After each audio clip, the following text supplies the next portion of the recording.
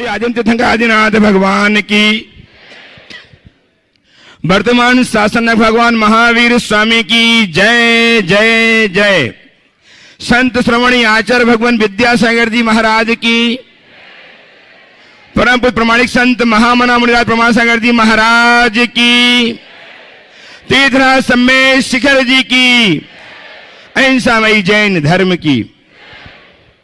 अभिनंदन करता हूं सभी भव्यजनों का और उन सभी श्रुति श्रोताओं का जो सुदूर अवस्था अपने घरों में बैठ करके गुरुदेव की वाणी को सुनकर वे जीवन को धन्य कर पा रहे हैं पारस चैनल, जिनवाणी चैनल, प्रमाणिक ऐप के माध्यम से।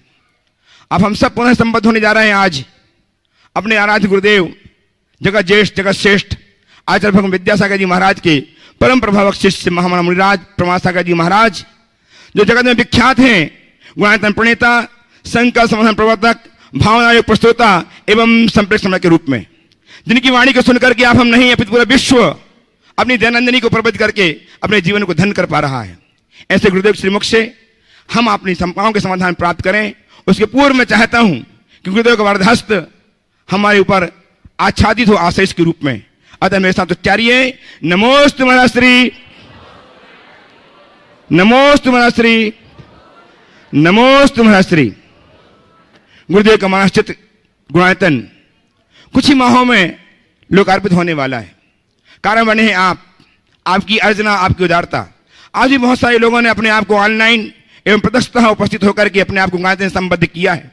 उनके मैं नाम उच्चार रहा हूं, उनके इस सत्कार की आप तालियां बजाकर अनुमोदन कीजिएगा और जिन्हें मैं बुलाऊं वे उनका हम सम्मान करेंगे। आज निर्माण निधि के रूप में श्रीमान संजय जी जैन, श्रीमती संध्या जैन भोपाल यदि उपस्थित हैं तो अपने स्थान में खड़े होकर के गुरुदेव का आशीष प्राप्त करें। श्रीमान अंकित जी जैन, पुष्पेन जी जैन परिवार छतरपुर, दोनों ही परिवार से निवेदन अपने स्थान में खड़े हो जाएं, आशीर्वाद प्राप्त कर लें। हम बहुत बहुत आपकी उदारता की प्रशंसा करते हैं, साधुवाद देते हैं। और गुणायतन के स्वर्ण कार्य के लिए पंडित कमल कुमार जी जैन कोलकाता, इन्होंने स्वर्ण प्रदान किया है, बहुत बहुत साधुवाद। रीता जी धर्मपत्नी स्वर्गीय निर्मल कुमार जी वाराणसी, इन्होंने भी स्वर्ण प्रदान करके जीवन को धन्य किया है, बहुत बहुत साधुवाद। पद्मा देवी पापड़ीवाल, विनय चंद जी पापड़ीवाल, जिन्होंने लगभग 16 ग्राम सोना स्वर्ण कार्य के लिए प्रदान करके जीवन को स्वर्णिम बनाया है, सादर आमंत्रित कर रहा हूं गुरुदेव चरणों की अभिनंदन करने के लिए। आए, आशीर्वाद प्राप्त करें और इनका सम्मान करने के लिए। है पापड़ीवाल परिवार? नहीं है। करतल थोड़ी उनकी अनुमोदन कीजिएगा, उनके सत्कार की अनुमोदन कीजिएगा और अपने जीवन को धन्य कीजिएगा। आज गुणायतन के संरक्षक सदस्य के रूप में जुड़ करके अपने जीवन को संरक्षित किया है श्रीमान पवन कुमार जी, पिंकी जैन पांड्या, पनास निकता संचित, पल्लवी युग पांड्या जैन परिवार, स्वर्गीय प्रेमचंद जैन परिवार कोटा ने सादर आमंत्रित हैं। गुरुनानक चरण ट्रस्टी थे, आज संरक्षक बनकर के अपने गौरव को संवर्धित कर रहे हैं। बहुत बहुत साधुवाद के साथ आमंत्रित कर रहा हूं। गुरु आइए आइए, गुरुदेव चरणों की अभिनंदन करने के लिए, आशीर्वाद प्राप्त करने के लिए मंच में आ जाएं और इनका सम्मान करने के लिए आमंत्रित कर रहा हूं श्रीमान पन्नालाल जी जैन बेनारस साहब आगरा से। आइएगा, श्रीमती के साथ हो जाए डॉक्टर साहब। और साथ ही आमंत्रित हैं गुणायतन के CFO देहरादून से श्रीमान सुनील जी जैन, ये भी आए और हमारे पवन कुमार जी पांड्या परिवार का सम्मान करके गुणायतन के गौरव को संवर्धित करें, गुणायतन की महिमा को मंडित करें। आइएगा, आपकी तालियां लगातार बजती रहें। आज इसी क्रम में जीवदया के लिए ललितपुर से अंजलि जैन, अजय जैन साइकिल परिवार, इन्होंने 11,000 की राशि और जयपुर से स्वर्गीय श्री पद्मचंद जी जैन, मीना देवी, प्रमोद, सीमा जी, शुभम जी, शुभाली जी पापड़ीवाल परिवार ने 11,000 की राशि प्रदान करके जीवाक्षार्थ अपने भाव प्रकट किए हैं। बहुत बहुत साधुवाद। हमारे बीच में आज हाँ है ना, आगे ना भाभी, आगे ना भाभी जी, सुनीता भाभी, संजय जी उपकार सागर ट्रस्टी गुणायतन, संरक्षक गुणायतन, वे भी यहाँ सम्मान करने के लिए आइए। क्या नाम है? हाँ, श्रीमान राकेश जी सुनीता जी जैन जयपुर, जिन्हें गौरव प्राप्त है, संघस्थ बाल ब्रह्मचारी भैया सारंग जी के माता पिता होने का, उनमें सादर आमंत्रित कर रहा हूं। गुरुदेव चरणों की अभिवंदनार्थ उपस्थित हो, अभिवंदन करें, आशीर्वाद प्राप्त करें। और इनका सम्मान करने के लिए भैया जी हैं, भैया सारा भैया आ जाए साथ में। अच्छा भैया आपके हो गए, आइए। ये सम्मान करने के लिए शकुन दीदी और श्रीमान राजन कुमार जी जैन देहरादून संरक्षक गुणायतन आज हम उपस्थित हैं। गुणायतन एक संरक्षक श्रीमान राजन कुमार जी जैन देहरादून से वे भी आ जाए। गुरुदेव की आज्ञा, गुरुदेव का आशीर्वाद वे भी प्राप्त करेंगे और सम्मान करके जीवन को धन्य करेंगे। सीख कीजिए। शकुन दीदी सागर से ट्रस्टी गुणायतन, आइएगा, आइए। राकेश जी, स्मिता जी जैन, तालियां लगातार बजती रहे। ऐसा व्यक्तित्व जिन्होंने अपने हृदय के अंश को गुरुदेव के चरणों में अर्पित करके जीवन को धन्य किया है और समर्पण को उन्नयन करने में एक बहुत बड़े कारण बने हैं। एक दिन ऐसा आएगा जब हम सारांश जी को साधु के रूप में देख करके सम्मान के लिए श्रीमान सिद्धार्थ जी जैन कानपुर प्रशासक गुणायतन, श्रीमान सुनील जैन CF गुणायतन, ये आ जाए, आइएगा। आपकी तालियां लगातार बजती रहे। ऐसा व्यक्तित्व इनकी जितनी प्रशंसा की जाए, जितनी तालियां बजाए कम है, क्योंकि इन्होंने बहुत बड़ा काम किया, समाज जगत के लिए एक साधु प्रदान किया है। बहुत साधुवाद के साथ भूरी प्रशंसा करते हैं, उनका सम्मान करते हैं। और विलंब न करता हुआ मैं आपको जोड़ रहा हूं शंका समाधान के माध्यम से। आपकी शंकाएं गुरुदेव के समाधान। प्रथम शंका प्रस्तुत करने के लिए उपस्थित होंगे श्रीमान विनोद जी जैन, साधना जी जैन ग्वालियर, सनत मीरा एवं रानी जैन के साथ उपस्थित हैं। खड़े हो जाएं। विनोद जी जैन, माइक पहुंचाइए उनके पास। अप्पा साहिब चौगले, सौ रत्नप्रभा जी चौगले सांगली, ये तैयार रहे। हाँ दीजिए, माइक दीजिए, तैयार रहे। श्रीमती रंजीता जी जैन, आशीष जैन सागर, अपने स्थान में खड़े हो जाइए। रंजीता जी, आशीष जी जैन सागर। मैं रत्नप्रभा पासो चौगले सांगली महाराष्ट्र से वेदांत के लिए आई हूँ। मेरी और मेरी परिवार की ओर से नमोस्तु नमोस्तु नमोस्तु। मेरी जानकारी के लिए मैं एक प्रश्न पूछ रही हूँ कि नंदीश्वर व्रत में या अष्टानिक व्रत में 8 दिन के अलग अलग जाप रहते हैं, अलग अलग मंत्र जाप रहते हैं, या अलग अलग मंत्र इसके पीछे कौन सी धारणा है? वो अलग अलग विधान में अलग अलग व्यवस्थाएं हैं। जिस विधान की जो व्यवस्था उसको उसके अनुरूप देखना चाहिए। और सिद्ध चक्र विधान में तो 8 दिन एक ही मंत्र होते हैं। नंदीश्वर में चूंकि 8 दिवसीय पूजा है, 8 दिवस की अलग अलग मंत्र जो विधान बताया उसके अनुरूप कर लीजिए। उसका कोई कारण नहीं, वो एक अनुष्ठान। नमस्तु नमस्तु नमस्तु। ओ रंजीता जी, आशीष जी जैन सागर से उपस्थित हों। तैयार हैं श्रीमती बरखा बीरेन जैन, अंशिका जैन मैना आष्टा से तैयार रहेंगे। राजकुमार जी जैन एडवोकेट, उपाध्यक्ष दैवोदय महासंघ गाडरवाड़ा। गुरुवार के चरणों में मेरा परिवार की तरफ से त्रिवारिक नमोस्तु नमोस्तु नमोस्तु। महाराज श्री, ये शंका मेरी बेटी की तरफ से है कि पर्वतराज सम्य शिखर जी की ऊंचाई, जब तीर्थंकर मोक्ष गए थे, जब उनकी ऊंचाई उस पर्वत की इतनी ही थी कि उसकी ऊंचाई कम थी महाराज श्री, क्योंकि तीर्थंकरों की तो अवगाहना ज्यादा होती है। उस समय ज्यादा थी, तब ये पर्वत 12 योजन का था, अब सिमट के 1 योजन में रह गया। चलिए आइए। राजकुमारी जैन एडवोकेट सब, उपाध्यक्ष दैवोदय संघ गाडरवाड़ा तैयार हैं। श्री संदीप जी निकिता जैन बरेली मध्य प्रदेश। दैवोदय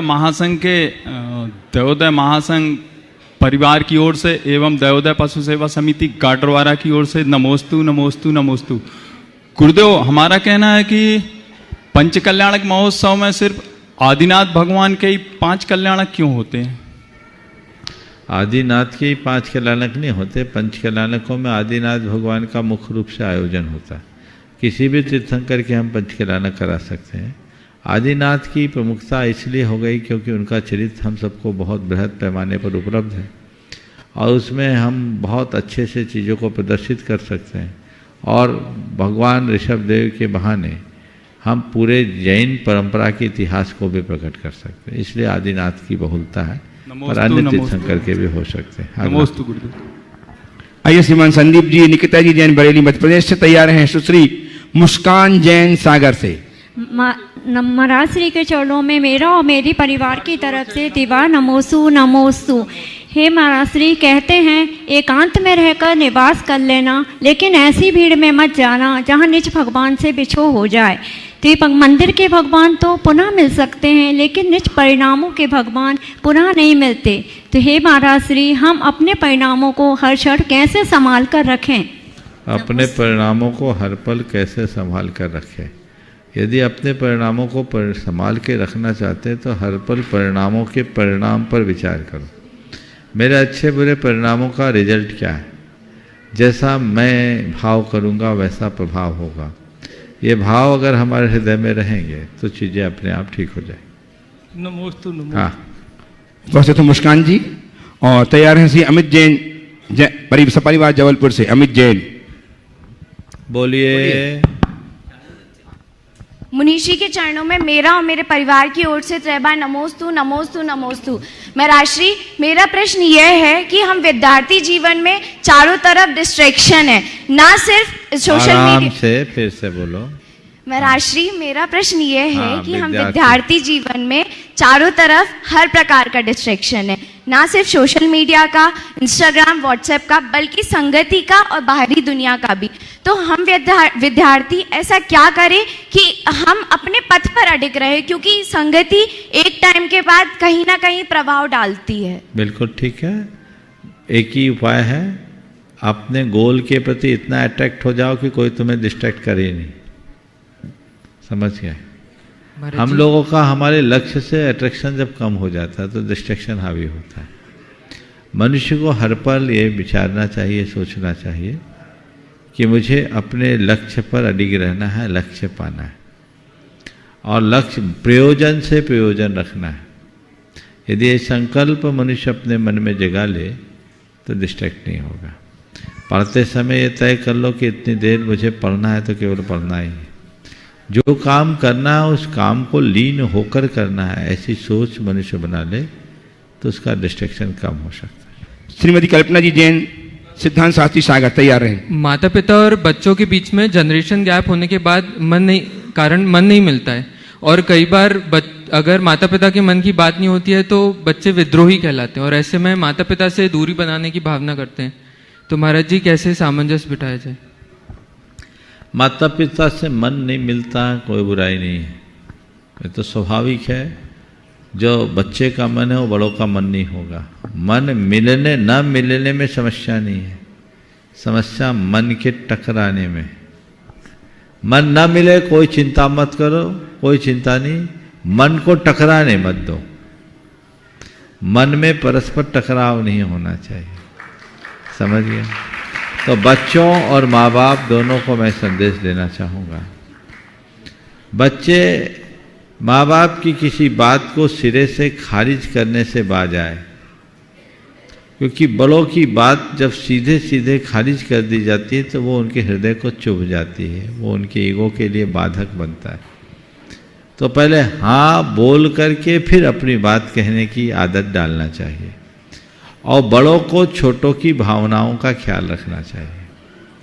केवल अपने आदेश के नाम पर उनकी अच्छी बुरी हर बात को दबा देना कतई अच्छी बात नहीं। उनकी भावनाओं का ख्याल रखते हुए और उनकी क्षमता पर भरोसा रखते हुए यदि बड़े बच्चों को प्रोत्साहित करें तो बच्चे बहुत आगे आएंगे।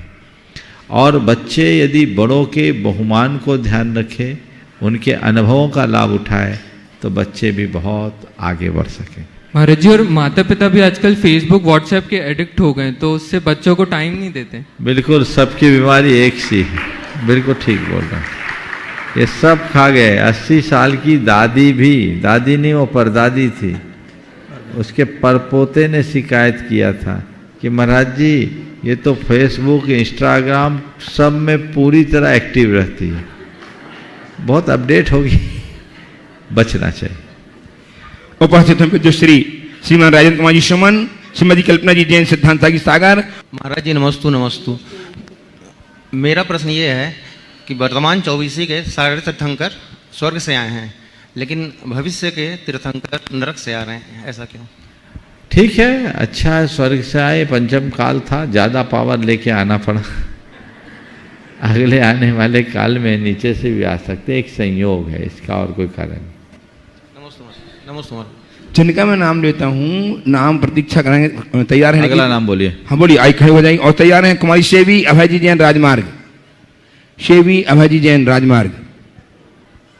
मुनिवर के चरणों में मेरा, मेरे परिवार एवं सागर समाज की ओर से कोटि सह नमोस्तु नमोस्तु नमोस्तु। महाराज श्री,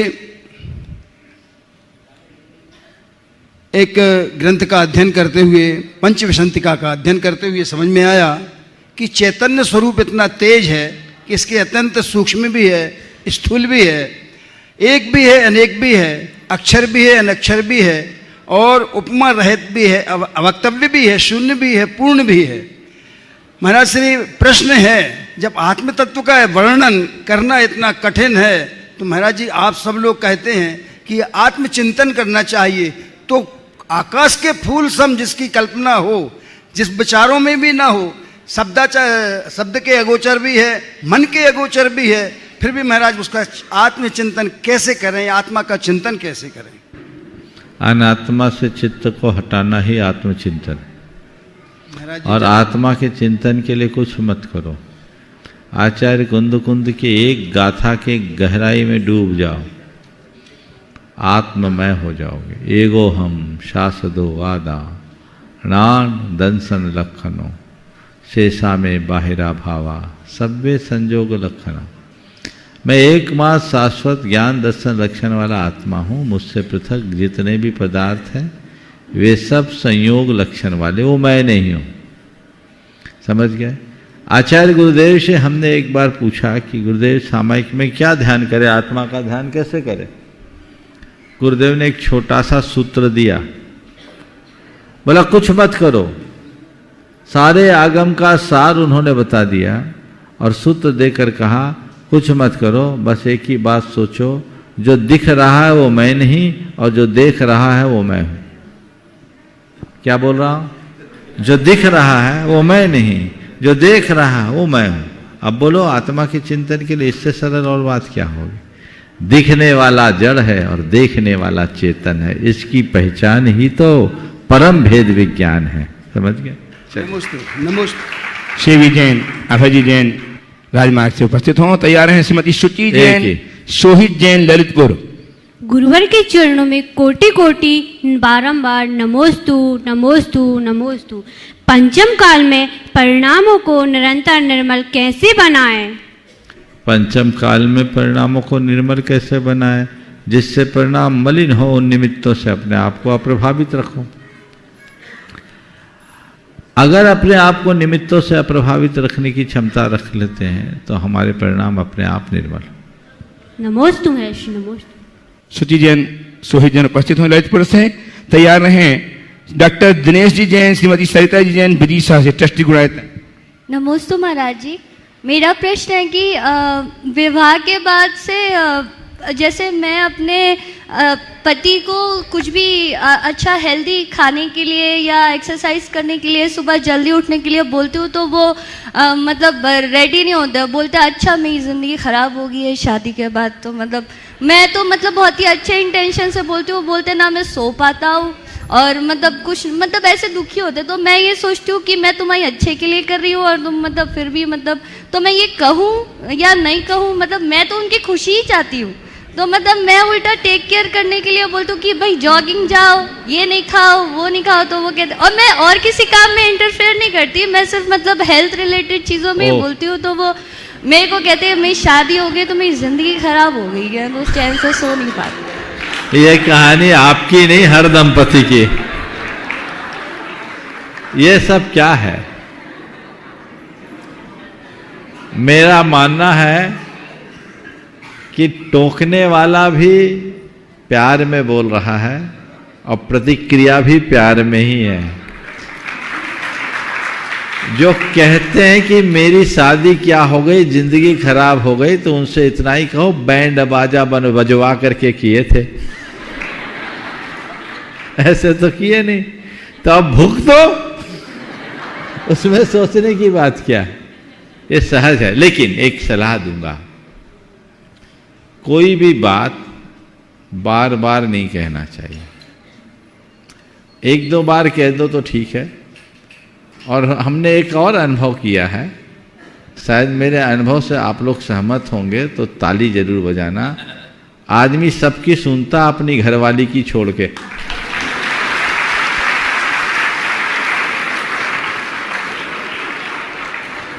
तो ये टेंडेंसी है। और देखो इसमें भी ज्यादा जोरदार तालियां घरवालियों ने बजाई है। तो जब सामने वाला सुने नहीं तो हम अपना समय क्यों खराब करें। हालांकि अपने और अपने परिवार के भविष्य की चिंता रखते हुए हेल्थ कॉन्शियस की बात अगर कोई करते हैं तो हमें हेल्थ कॉन्शियस ही नहीं, कोई भी अच्छी सीख सुनना चाहिए। पर एक ही बात ध्यान रखना, एक गिलास दूध में 1 चम्मच शक्कर डालने से दूध मीठा होता है, पर उसकी जगह 10 चम्मच डाल दो तो समझ गए। तो ये देखना है कि दूध को मीठा बनाने में मैंने अनुपात का ख्याल रखा है कि नहीं रखा। कहीं ना कहीं ये अनुपात गड़बड़ाता है, और जब अनुपात गड़बड़ाता है तो जीवन का सारा मजा किरकिरा हो जाता है। दोनों बातों को ध्यान रखना चाहिए, दोनों पक्षों को। उपस्थित हैं डॉक्टर नरेश जी जैन, श्रीमती सरिता जी जैन, विदिशा ट्रस्ट गुणायतन, और तैयार हैं डॉक्टर अर्चना जी, डॉक्टर रवि जी जैन, तीर्थंकर महावीर विश्वविद्यालय मुरादाबाद, उत्तर प्रदेश। मेरे परिवार के परम आराध्य गुरुवर के पावन चरणों में कोटिशा नमोस्तु नमोस्तु नमोस्तु। महाराज जी, मेरी शंका है कि हम महिलाएं हमेशा कहीं भी जाते हैं तो अकेले के कारण थोड़ा भय खाते हैं, तो निर्भय नहीं रह पाते। तो क्या हम नारी मुक्ति में ये भी एक कारण है क्या जो निर्भय रहते हैं? और महाराज जी, आध्यात्मिक दृष्टि से अकेला किसको कहेंगे? आध्यात्मिक दृष्टि से अकेला किसको कहेंगे? देखिए, भय संज्ञा की बहुलता स्त्रियों में अधिक होती है, लेकिन आजकल एक से एक ऐसी स्त्रियां जिनसे दुनिया कांपती। खैर ये एक अलग इश्यू है, पर स्वाभाविक रूप से जिसके जीवन में आच्छादन होता है वो स्त्री होती है। निर्ग्रंथता में बाधक अनेक प्रकार की दुर्बलताएं हैं जिनके कारण वह निर्ग्रंथ नहीं हो पाती और इसलिए मोक्ष नहीं मिलता। आपने जो पूछा, क्या पूछा आखिरी में? आध्यात्मिक दृष्टि से अकेला किसको कहेंगे? आध्यात्मिक दृष्टि से अकेला किसे कहेंगे? देखिए, एक अपने आप को अकेला महसूस करना और एक अपने अकेलेपन का अनुभव करना। अपने आप को अकेला महसूस मनुष्य तब करता है जब अपने आप को उपेक्षित, असहाय सा अनुभव करने लगता है। हम अकेले हैं। बेटा आईआईटी में सेलेक्ट हुआ, पिताजी ने ट्रेन में बेटे को बिठाया, छोड़ कर आए, चिंतातुर दिख रहे हैं। बोले क्यों, क्या बात है? बेटे को बिठा दिया? बोले हाँ बिठा दिया। सीट मिल गई? सीट मिल गई। इतने चिंतित क्यों हैं? तो ट्रेन में बहुत भीड़ है और बेटा अकेला है। ट्रेन में बड़ी भीड़ है और बेटा अकेला है। आप तो कह रहे हो ट्रेन में भीड़ है, फिर बेटा अकेला कैसा? तो यही तो मैं कह रहा हूँ, कहने को भीड़ है पर उसका कोई नहीं। बस इसी अनुभूति का नाम आध्यात्मिक एकत्व का अनुभव। कहने को सब है पर सब अपने अपने, मेरा केवल मैं हूँ। भीड़ में भी एकत्व की अनुभूति, अपने से पृथक तत्व की पृथक सत्ता का एहसास ही एकत्व की अनुभूति। नमोस्तु महाराज जी, नमोस्तु महाराज। उपस्थित हों डॉक्टर अर्चना जी, डॉक्टर रवि जैन, तीर्थंकर महावीर विद्यालय मुरादाबाद, और तैयार रहें स्वर्गीय प्रेमचंद जी परिवार से जो आज संरक्षक के गुण में संबद्ध हुए हैं, पवन कुमार जी, श्रीमती पिंकी जी जैन, पांड्या, कोटा। नमोस्तु गुरुवर, नमोस्तु गुरुवर, नमोस्तु गुरुवर।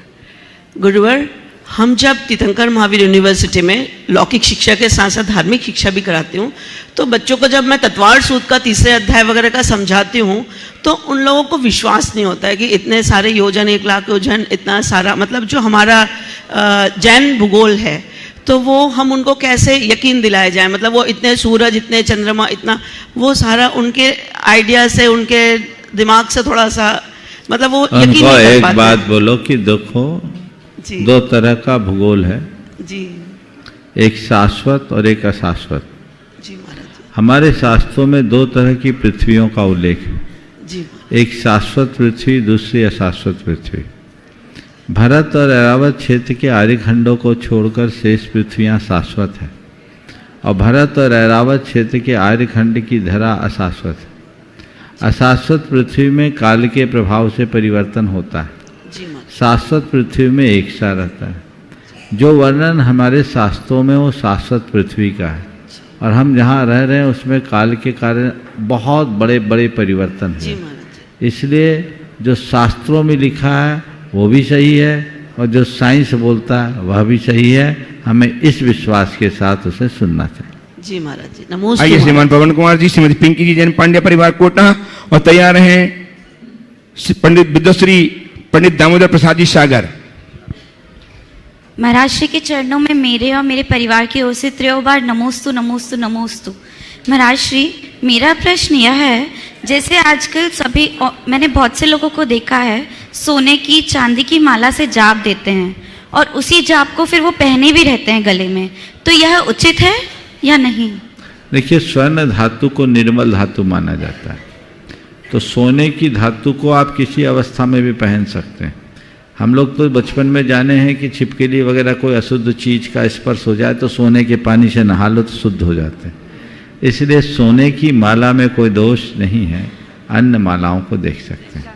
एक और पूछेंगे पिंकी जी। हाँ, मुनिश्री के चरणों में मेरा और सकल दिगंबर जैन समाज कोटा की तरफ से बारंबार नमोस्तु नमोस्तु नमोस्तु।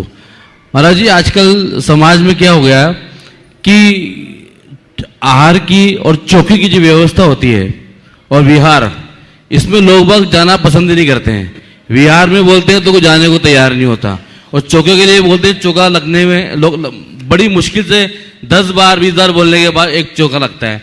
लेकिन उसमें उल्टा कोई अगर बड़ा साधु कोई आ जाता है या कोई नामी साधु आ जाता है महाराज जी, तो एक चौके के लिए 10 चौके लग जाते हैं महाराज जी। ऐसा क्यों है महाराज जी? देखो, ऐसा है, ये निमित्त नैमित्तिक संबंध है। आपको मैं बुलाऊंगा तो आप नहीं आओगे, पर आपका अगर मेरे प्रति खिंचाव आएगा तो आपको कोई रोकेगा भी तो नहीं रुक पाओगे।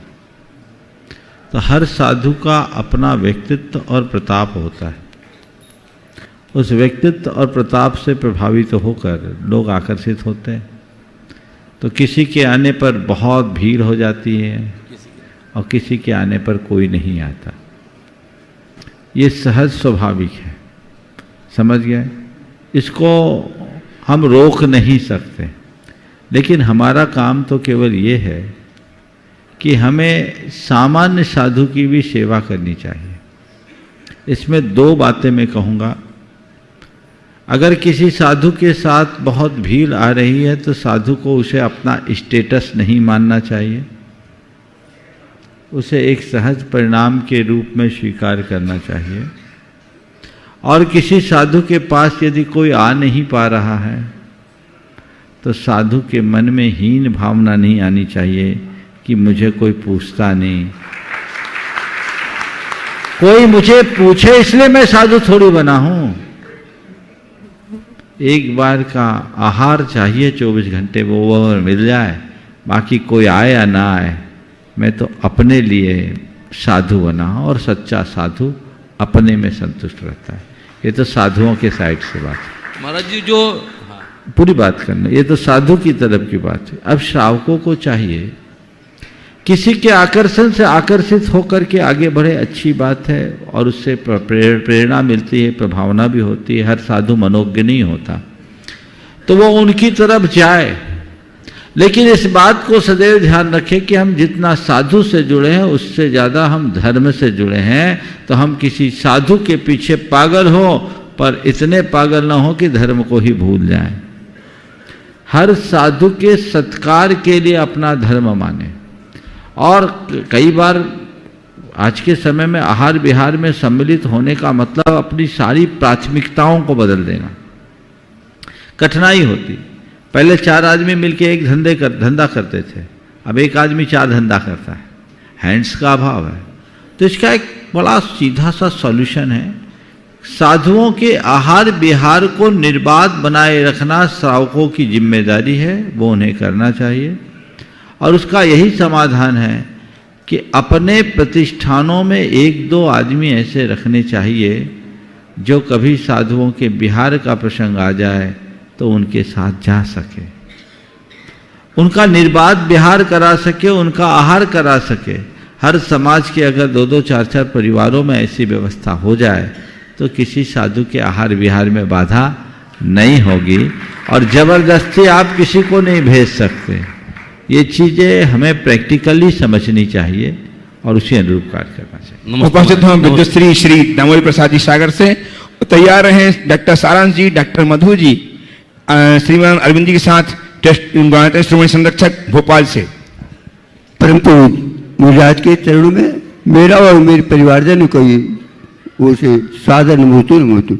महाराज, हम थोड़ा सा प्रतिष्ठा कार्य कराते हैं, मंदिर में रहते हैं, 2 प्रकार की अशुद्धियां देखी जाती है।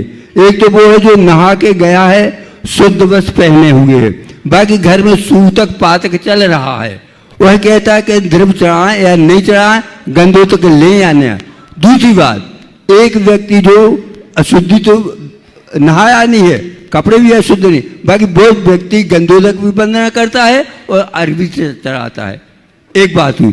दूसरी बात है, दूसरी तरफ से है, प्रतिष्ठा के कार्य में किसी का कोई मुहूर्त निकल रहा है और भूमि पूजन हो, विधान का हो और गृह प्रवेश का, अगर मुहूर्त पूरा कार्य तो कराया है, बाकी कभी कभी एक कोई व्यक्ति और उसमें घटना के मुहूर्त आता। एक व्यक्ति जो है जिसने मुहूर्त बिल्कुल नहीं देखा है और बगैर मुहूर्त के वो कार्य करा रहा है, फिर भी वो सफल देखा जाता है। महाराज जी दोनों शंका को समाधान दें। 4 बातें हैं। सूतक पातक में शुद्धि पूर्वक जाने वाले व्यक्ति मंदिर से गंधोदक और द्रव्य चढ़ाए क्या नहीं। द्रव्य अर्पण तो जब तक सूतक है तब तक नहीं होना चाहिए, पर किसी दूसरे व्यक्ति के द्वारा गंधोदक लिया जा सकता है। समझ गए? कोई दूसरा दे तो ले सकते हैं, बाकी उसके घर में सूतक पातक है, उसको सूतक, देने वालों को सूतक पातक नहीं होना चाहिए, लेने वाले को हो तो चलेगा, ले सकता है, ले सकता है। दूसरी बात, बिना नहाए धोए जो कोई मंदिर जी आदि में जाते हैं, भले उनके यहाँ कोई सूतक पातक नहीं है, उन्हें अन्य लोगों का ख्याल रखना चाहिए। मुहूर्त पर काम करना उत्तम है। आपने कहा बिना मुहूर्त वाले काम में जल्दी सफल हो जाते हैं, तो 2 रोज पहले ही मैंने कहा था कि मनोबल से ऊंचा कोई मुहूर्त नहीं होता। जिनका मनोबल कमज़ोर है वो मुहूर्त देखे, और जिनका मनोबल ऊंचा है उन्हें मुहूर्त देखने की जरूरत नहीं। चलिए, उपस्थित हों डॉक्टर सारांश जी, डॉक्टर मधु जी, श्रीमान अरविंद जी के साथ ट्रस्टी श्रोमणी संरक्षक गुणायतन भोपाल से, और हमारे बीच में आज उपस्थित हैं गुणायतन श्रोमणी संरक्षक श्रीमान आशीष जी जन मोलू, मोहू ज्वेलर्स। आइए मंच में आ जाएं। हमारा और हमारे परिवार की ओर, पूरे परिवार के साथ मंच में आ जाएं। आशीष जी मोलू सतना से, समाज की ओर से 3 बार नमोस्तु नमोस्तु। महाराज जी, कहा जाता है कि धर्म अपना अपना करना चाहिए, लेकिन जब हम कभी मंदिर में कोई विधान या पूजा पाठ ऐसे परिवार के साथ करते हैं, तो परिवार के लोग भी साथ जाते हैं, तो उनको बहुत बार बार मैं टोकती हूँ, नहीं ऐसा नहीं, ऐसा करो। इससे हमारा ध्यान भी भटकता है, पर लगता है कि नहीं, उनको भी कराना चाहिए साथ में, क्योंकि वो भी परिवार के जन हैं और धीरे धीरे उनका कैसे बढ़ेगा, इसके बारे में उचित मार्गदर्शन दीजिए। धर्म अपना अपना करना चाहिए, बिल्कुल सही है, लेकिन जो लोग परिवार में रह रहे हैं उनकी ये भावना तो होती है कि परिवार मेरा फलता फूलता रहे, तो केवल बाहर से नहीं भीतर से भी फले फूले। तो मैं व्यक्तिगत धर्म करूँगा, मेरे साथ प्रेरणा पाकर घर के हर सदस्य अगर घर धर्म करेंगे तो उनका जीवन भी फलेगा फूलेगा। इसलिए घर में धर्म के संस्कार बने रहे, आने वाली पीढ़ियों की धार्मिक भावना बनी रहे, इस भाव से अगर हम परिवार के साथ धर्म करते हैं तो उसमें कोई बुराई नहीं है, करना चाहिए। अब रहा सवाल उनको निर्देश आदि देने में, हमारे मन में जो विकल्प आते हैं या सामने वाले के मन में विकल्प आते हैं, इसका असर क्या होता है? ये थोड़ा बहुत निर्देश देने में विकल्प आते हैं, उसकी जगह सब तन्मयता से अगर पूजा पाठ करते हैं तो जितने लोग उसमें सम्मिलित हो रहे हैं उसका 6वां हिस्सा आपके खाते में जाता है, तो मेरे ख्याल से बैलेंस शीट अच्छी होती होगी। तो सोचने की बात नहीं, लेकिन हमें ये बात ध्यान रखना है, जरूरत से ज़्यादा हिदायतें देने से बचना। साधारण आमंत्रित हैं श्रीमान आशीष जी मोलू, गुणात्मक समूह संरक्षक का परिवार के साथ गुरुदेव चरणों की वंदना करें, आशीर्वाद प्राप्त करें। उनका सम्मान करने के लिए आमंत्रित कर रहा हूँ गुणात्मक के CFO श्रीमान सुनील जैन साहब को आए, सम्मान करें। आप तालियां लगातार बजती रहे। एक ऐसा व्यक्तित्व हमारे बीच में है जिन्होंने अपना अमूल समय के साथ साथ एक बहुत बड़ी राष्ट्रीय गुणात्मक प्रदान करके जीवन को धन्य किया है। इनके लिए सम्मान तालियां लगातार बजती रहिए, बजाते रहिएगा और सम्मान करेंगे श्रीमान सुनील जी जैन CFO। प्रश्न भी करेंगे श्रीमान आशीष जी, तैयार रहेंगे। राकेश जी, हाँ राकेश जी, स्मिता जी जैन जयपुर से प्रश्न के लिए उपस्थित हो। मंच माइक दो। सम्मान करने के लिए संध्या जी, प्रेमचंद जी जैन सागर उपकार सागर, आइए। गुरुवर के पावन चरणों में मेरा, मेरे परिवार का और समस्त जीवों का बारंबार नमोस्तु नमोस्तु नमोस्तु। गुरुवर, सबसे पहले तो मैं आपके आशीर्वाद की महिमा एक बार वापस बताना चाहूँगी कि मैं तो बिल्कुल भी सोच भी नहीं सकती थी कि वंदना कर लूँगी, घर से भी सोच के आई थी, पर आपके आशीर्वाद में पता नहीं क्या शक्ति है कि पूरी वंदना अच्छे से हो जाती है। और दूसरा मेरा प्रश्न है कि सबकॉन्शियस माइंड के द्वारा हम लोग अपने माइंड में निर्देश दे सकते हैं और सब कुछ पूरा भी हो सकता है, पर हृदय में तो कृत्रिमता का कोई स्थान ही नहीं है। हृदय में कृत्रिमता का कोई स्थान नहीं है। काय का स्थान नहीं है? कृत्रिमता का। हाँ। तो दया, प्रेम, वात्सल्य सब तो हृदय में स्वतः ही प्रस्फुटित होते हैं। तो ऐसे में हम उन भावनाओं को कैसे करें, क्या करें? देखिए, दया आदि जो भावनाएं हैं वो हमारे अवचेतन मन के ही संस्कार। जब हम चेतन अवचेतन मन की बात करते हैं तो वहाँ हृदय गौण हो जाता है, समझ गए? वो ये हमारे एक प्रकार के मन के ही परिणाम है, हम भले उसे हृदय के रूप में कहते हैं। हम जितनी भावनाएं प्रबल करेंगे हमारे अंदर के संस्कार उतने प्रबल होंगे, और संस्कार जितने प्रबल होंगे हमारा व्यवहार उतना विशुद्ध हो। नमोस्तु गुरुवर। आशीष जैन मूल महाविद्यालय से सतना, प्रश्न प्रस्तुत करें, आइए। और तैयार रहें श्रीमान गौरव जी, प्रियंका जी भोपाल, सौरभ जी, साक्षी जी नैनपुर। गुरुवर के चरणों में मेरा और मेरे परिवार की ओर से सादर नमोस्तु नमोस्तु नमोस्तु। महाराज श्री, हमारी कल शादी की सालगिरह है, तो हम पहली बार सिद्ध क्षेत्र पर मनाने आए हैं, तो इसको हमको कैसे मनाना चाहिए? बिल्कुल, बहुत अच्छी भावना व्यक्त की। विवाह की वर्षगांठ पर सिद्ध क्षेत्र में आए हों, शुद्धि और विशुद्धि से मनाना।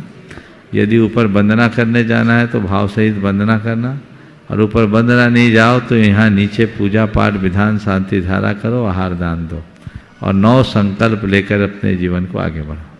बहुत बहुत आशीर्वाद। गौरव जी, प्रियंका जी भोपाल, सौरभ जी, साक्षी जी नैनपुर उपस्थित हों। और तैयार रहेंगे बाल ब्रह्मचारी श्रद्धे भैया संजीव जी, बाल ब्रह्मचारी भैया अरुण जी जैन कटंगी।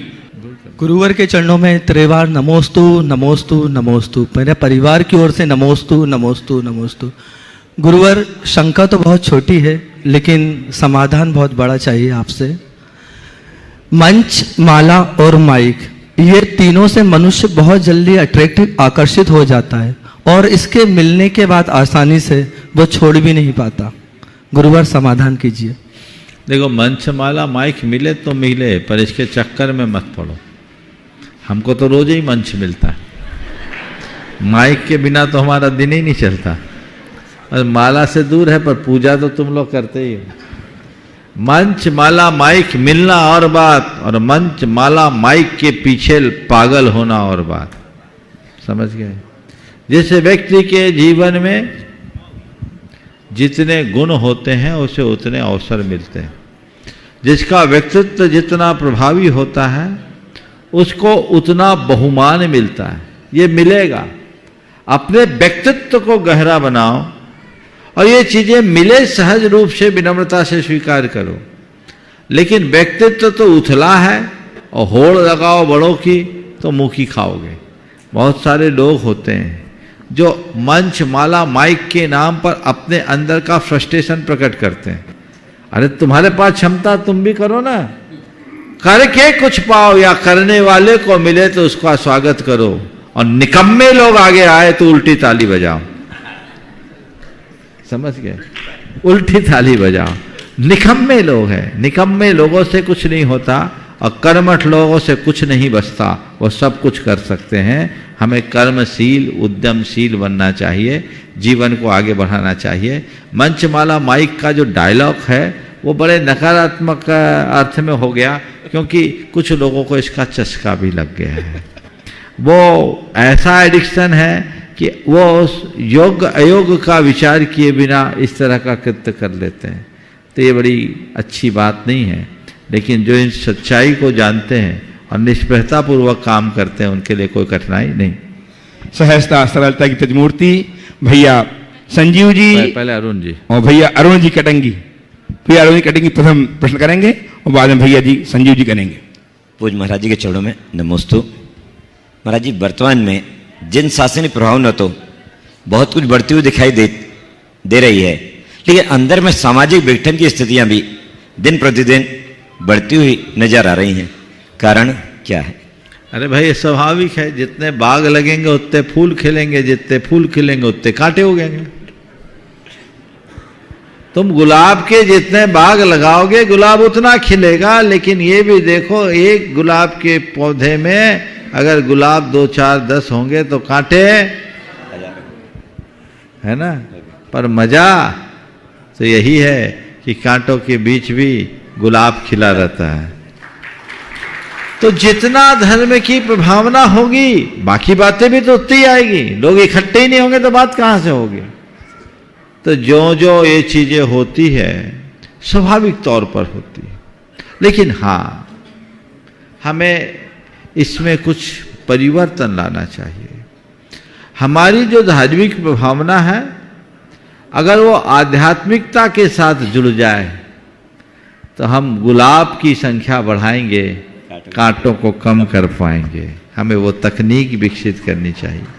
मुझे एक व्यक्ति ने बताया कि एक ऐसे गुलाब की किस्म विकसित हुई है जिसमें गिनती के कांटे होते हैं, नगण्य, फूल अच्छा खिलता है। क्यों ना हम ऐसा वातावरण बनाएं कि समाज के बाग में केवल गुलाब ही गुलाब हो, कांटे दिखे ही नहीं, और जो देखे वो देख के बाग बाग हो जाए। हमें वो वातावरण बनाना है, और उसके लिए तभी संभव है जब हम आध्यात्मिक दृष्टि लेकर चलें। भैया अपना स्थान अंकिता बहन जबलपुर को दे रहे हैं। अंकिता बहन जो उपस्थित हों जबलपुर से, अंकिता बहन, और तैयार रहें श्रीमती नीति जी कलरैया, खारघाट ट्रस्टी गुणायतन। नमोस्तु गुरुदेव। मेरा प्रश्न यह है कि देवों में शुभ लेशियाँ होती है, लेकिन फिर भी वो मुनि महाराजों पर बहुत घोर उपसर्ग करते हैं, चरमचरणियों का अपहरण करते हैं, तो ऐसा कैसे, मतलब लेशियाओं में? देखो, ये जो कथन आप कह रही हैं मैं समझ रहा हूँ, शायद श्री राम के जीवन चरित्र को जोड़ के कह रही होंगी, उन्हीं से संदर्भित है ना।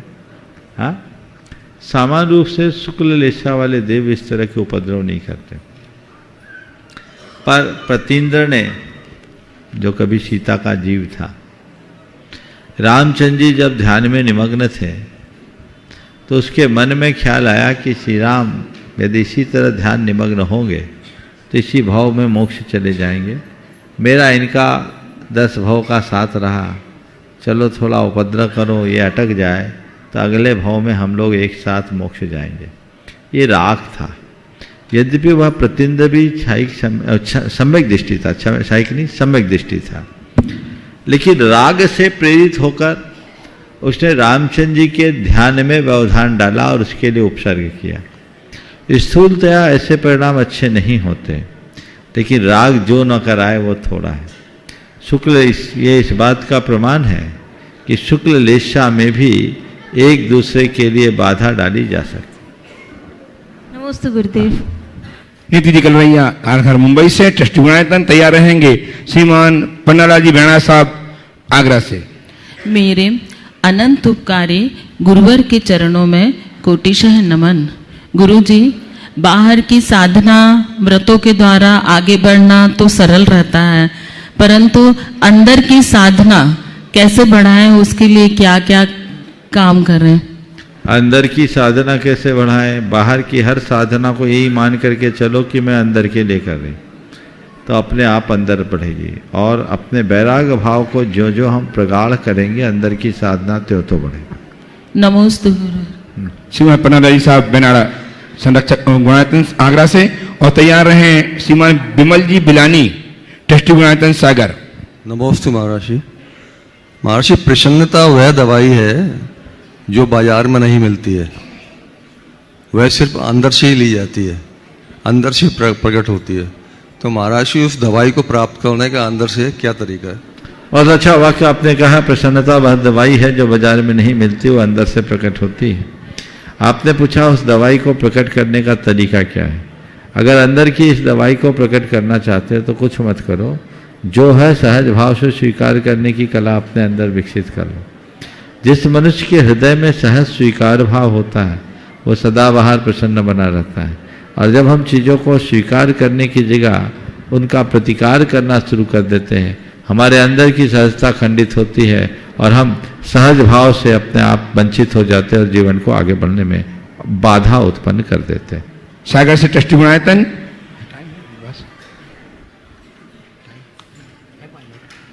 और तैयार हैं श्रीमान दिलीप जी पहाड़िया, मीना जी पहाड़िया खंडवा से। बोलिए। नमोस्तु गुरुदेव, नमोस्तु गुरुदेव, नमोस्तु गुरुदेव। महाराज जी, कहा जाता है कि जैनों का कोई होली कोई त्योहार नहीं है, इसको हम लोग कैसा मनाएं कि जिसमें हम उसको होली मना सकें? देखिए, होली की जो बात है ये जैन धर्म के अनुकूल नहीं है। जैन धर्म में तो अष्टानिका होती, पर चूंकि होली एक लोक पर्व जैसा भी बन गया है, लोग लोक में होली खेलते हैं, रास रंग रचते हैं, ये अपनी जगह है। हमारे कवियों ने होली खेले मुनिराज अकेले वन में जैसे गीत लिखे और एक प्रतीकात्मक होली बताई जो आध्यात्मिक होली है, कि हम आध्यात्मिकता के साथ होली खेले, यानी कर्मों की अग्नि को जलाएं और कर्म की होलिका का दहन करें। ये एक प्रतीक था। बाहर में जिस तरीके से होली खेली जाती है जैन धर्म में, उसका धार्मिक दृष्टि से कोई विधान नहीं। ये विडंबना कहेंगे कि लोग होली के अवसर पर भगवान से भी होली खेलने लगे। ये चीज़ें लोगों के बीच आ रही है, इसके परिणाम बहुत भयावह होंगे और ये परिणाम बहुत चिंतनीय है। और यदि इन्हीं सब तरह की चीज़ों को हम लोग बढ़ावा देंगे तो हमारे लिए भविष्य में बहुत सारी समस्या आएगी। आज एक देश के बड़े प्रसिद्ध जिनालय में भी ऐसी घटना घटी जिसका वीडियो सबके बीच वायरल हुआ कि कुछ हुरियारे लोग, होली के हुड़दंगी लोग लाठी लेकर मंदिर जी में पहुंच गए और मंदिर जी में आपत्तिजनक कार्य करना शुरू कर दिए। ये अच्छी बातें नहीं हैं। हमें अपने पर्वों और त्योहारों को अपने अनुरूप ही मनाना चाहिए। अगर इस तरह की नकल करना शुरू करेंगे तो कल हमारे धर्मायतन भी असुरक्षित हो जाएंगे।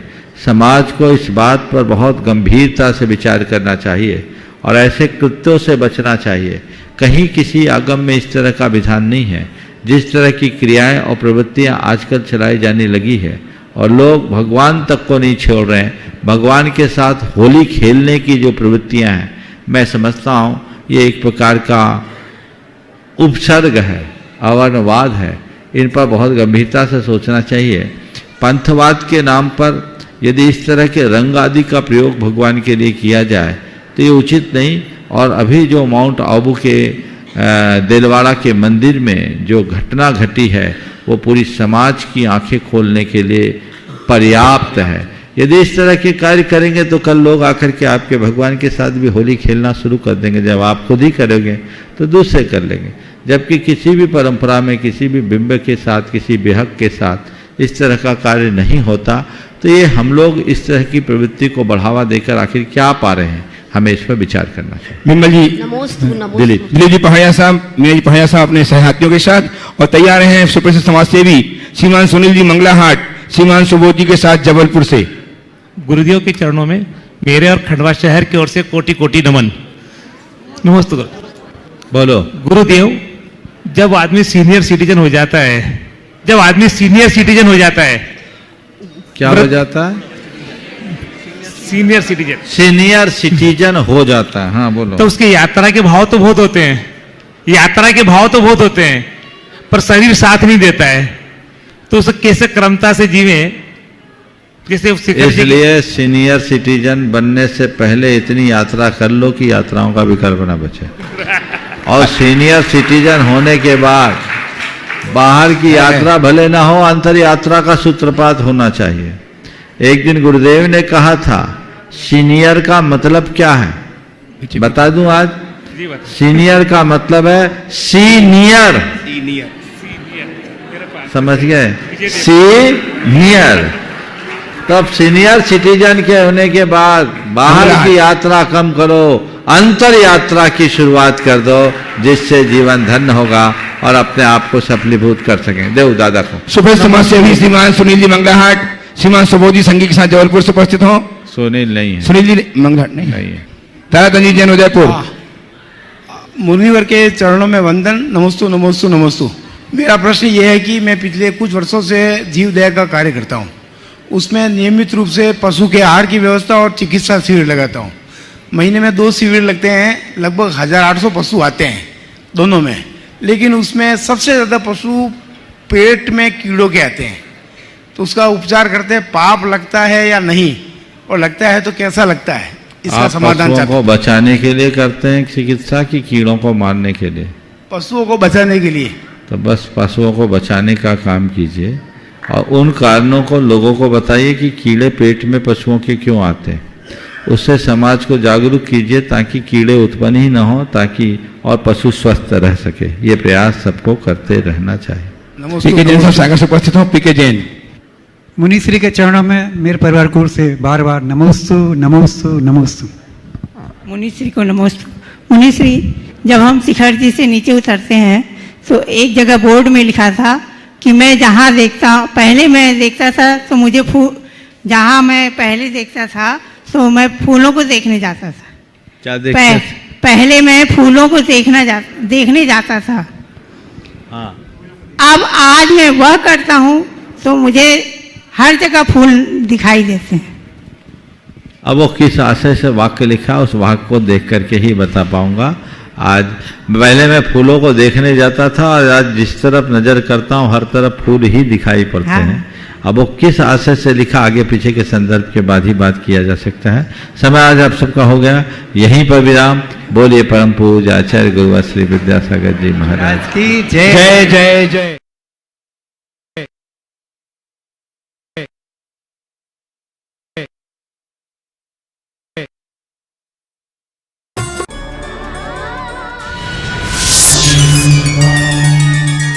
मध्य प्रदेश के जिला अनूपपुर की पावन भूमि स्थित पवित्र नगरी अमरकंटक में परम पूज्य